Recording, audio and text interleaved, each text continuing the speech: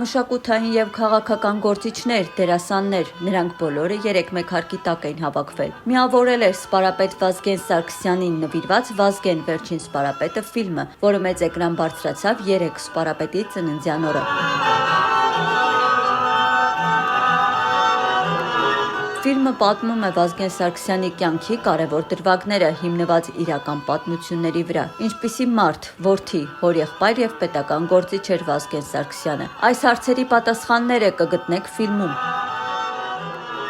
Սպարապետի դերը մարմնավորել է վաստակավոր արտիստ Խորեն Լևոնյանը։ Գրետա Մայրիկի Վազգեն Սարգսյանի մոր կերպարը «Վազգենը վերջին սպարապետը» ֆիլմում մարմնավորել է դերասանուհի Մարջան Ավետիսյանը, իսկ վաստակավոր արտիստ Ռոբերտ Հակոբյանը ֆիլմում մարմնավորել է Վազգեն Սարգսյանի հորը Զավեն Սարգսյանին։ Ֆիլմի ստեղծման գաղափարը Վազգեն Սարգսյանի եղբոր դստերն է Նոնո Սարգսյանինը, ով ֆիլմի գլխավոր պրոդյուսերն է։ Նոնո Սարգսյանը կարծում է, եթե հորեղբայրը կենդանի լիներ, չէր ցանկանա իր մասին ֆիլմ նկարահանվի։ Ֆիլմի գաղափարը տարիներ շարունակ եղել է, դա երազանք է եղել, այսինքն այդպես չի եղել, որ ինչ որ մի օր որոշեցի, որ պիտի ֆիլմ նկարահանվի, դա տարիների երազանք է եղել։ Ուղղակի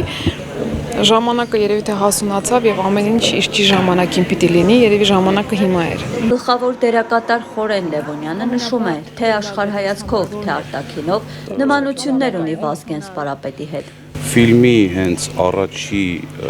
օրվանից, երբ ես ստացել եմ հրավերը, մինչև այս պահը եւ չգիտեմ դեռ ինչքան կշարունակի այդ պահը, ինձ համար եղել է շատ դժվար, դաժան, որովհետեւ հարցեր կան, ներքին հարցեր կան, ինչպես մի անգամ արդեն ասել եմ, ինչ որ նմանություններ եմ գտնում, ինչ որ աշխարհայացքներ եմ նմանեցնում ու ես էլ այդ հարցերի պատասխանները անդադ ման եմ գալիս, անդադ ուզում եմ գուցե չգտնենք այդ հարցերի պատասխանները, բայց կարծում եմ, որ մենք սխալներ ունենք, պետք է այդ սխալները ուղղել։ Բացի աշխարհայացքներից, երբևէ մտածել եք, որ արտաքնապես նաև այդքան շատ նման եք իրեն։ Շատերը մինչև այս ֆիլմը ասում են արտաքնապես պապիկիս եմ նման, հիմա փոխվեց, հա, ես միայն ուրախ եմ։ Մեր ապրումակցումը քիչ չի ասի վտանգված է, երբեմն բացակայում է։ Ես հուսամ, որ ֆիլմը